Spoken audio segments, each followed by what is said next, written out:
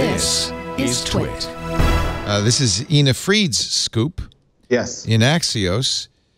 She says that Craig Federighi had a special employees meeting earlier this month where he announced a new plan for iOS, and then he and some top lieutenants whisked off to a company offsite.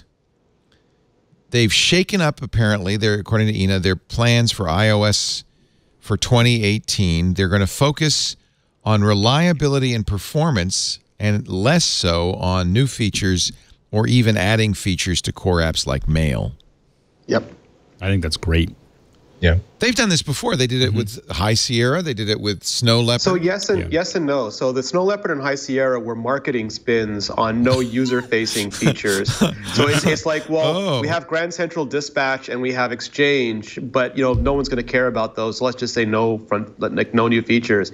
And High Sierra was similar. It had very few user-facing features, but they had incredibly deep foundational changes. Things like a new windowing server on High Sierra and the new file system, and those were fundamental changes. And both Snow Leopard and High Sierra were incredibly painful when they were first launched because of the deep changes, and they became much better through subsequent releases.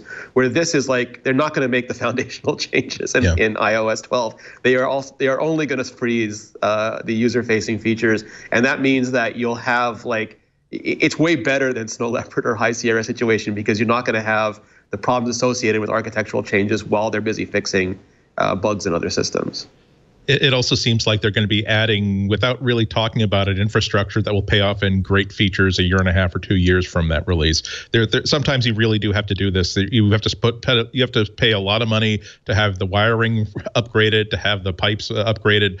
It's not sexy. It's not as cool as redoing a kitchen, but that means that you can redo the kitchen. You can put in a new bathroom. You can't do it until you get into the walls of the operating system. And as I'm increasingly convinced that Apple really does think that iOS is their entire future, not just an important part of their future, I really think this is going to prepare them for the next big leap. The first device that has iOS and a keyboard built into the same device and maybe a trackpad. I think you're going to see the foundations of this in this next release.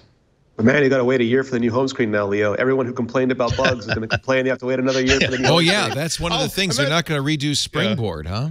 Yeah, but just imagine the cheers they would get if they just said, if the entire demo that Craig Federighi did was he long presses on the Stocks app, presses the X button, and it disappears. Imagine they would have to, people be throwing chairs. That's all they got to do. You can do that. Didn't they do that with the last version? They did do that. You can do that now. Yeah, you can do that. But it doesn't really delete it. It just takes it. No, now it does. So the last year they would hide it, and then you could re-show it in the App Store. But now you can actually get rid of it. It's actually gone. Yeah, I took it off. I took it off mine. According to Leo, before you go on, what's really funny is one of the biggest complaints we get on Android Central is a lack of a built-in stock app on Android. You can't win. Oh, criminy. You can't win, can you?